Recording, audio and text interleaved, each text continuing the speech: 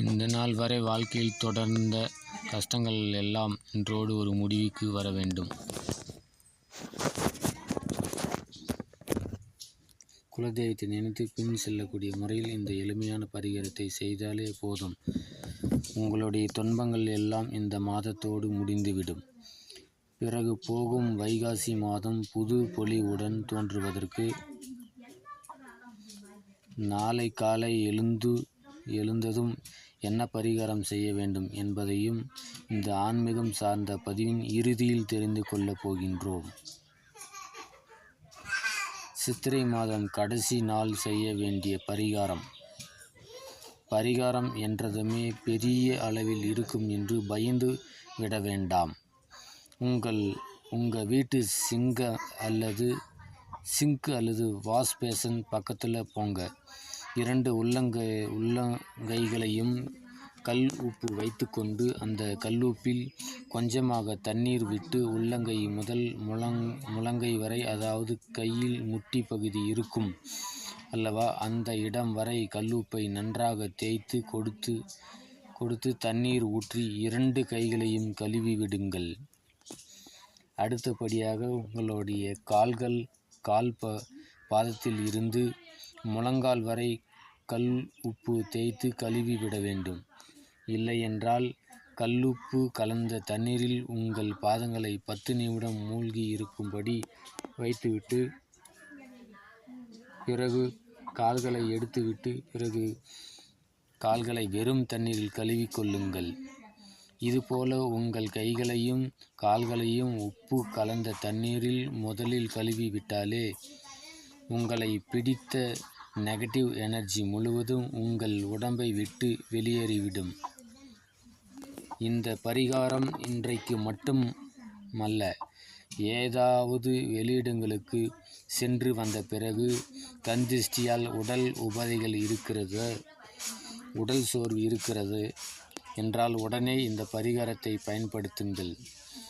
உடம்பை பிடித்த negative energy உடனடியாக வெளியேற இந்த பரிகாரம் டக்குன்னு வேலை செய்யும். இரவு தூங்க செல்வதற்கு முன்பு இப்படி கை கால்களை கழுவி விட்டு 3 கிராம்புகளையும் மட்டும் உங்கள் உள்ளங்கையில் எடுத்து உங்களுடைய தலையை 3 முறை சுற்றி எரிகின்ற சூடத்தில் போட்டுவிட்டாலே போதும். உங்களை பிடித்த கண்திஷ்டி, தரித்திரம், கஷ்டங்கள் எல்லாம் அந்த நிமிடத்தோடு உங்களை விட்டு விலகிவிடும். பிறக்கின்ற வைகாசி மாதம் உங்களுக்கு நல்லபடியாக பிறக்கும். இது ஒரு எளிமையான பரிகாரம்தான்.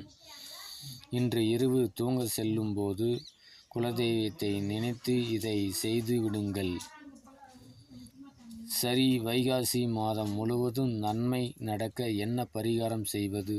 நாளை காலையில் எழுந்து குளிக்கும்போது அந்த குளிக்கின்ற தண்ணீரை வலது கையால் தொட்டு இந்த தண்ணீர் கங்கா தீர்த்தமாக மாறட்டும்.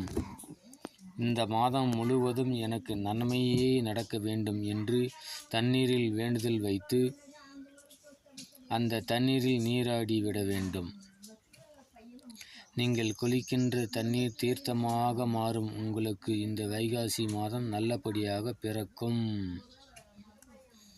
குளித்து முடித்துவிட்டு பூஜை அறையில் விளக்கு ஏற்றி குலதெய்வத்தை மனதார பிரார்த்தனை செய்து கொண்டு ஒரு கைப்பிடி அளவு சர்க்கரையை எடுத்து 2 கைகள் முழுவதும் தேய்த்து சுத்தமான தண்ணீரில் கழுவி விடுங்கள்.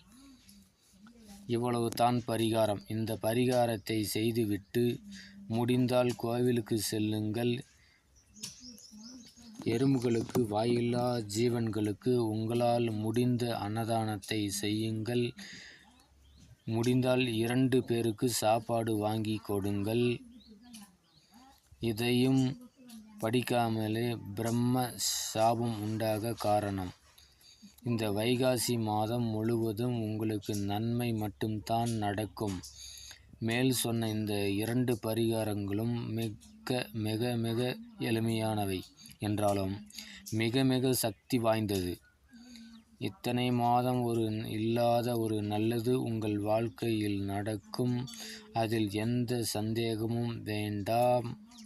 உங்களுக்காக அந்த குலதெய்வமே வந்து இந்த பரிகாரத்தை சொன்னதாக நினைத்து கொள்ளுங்கள்.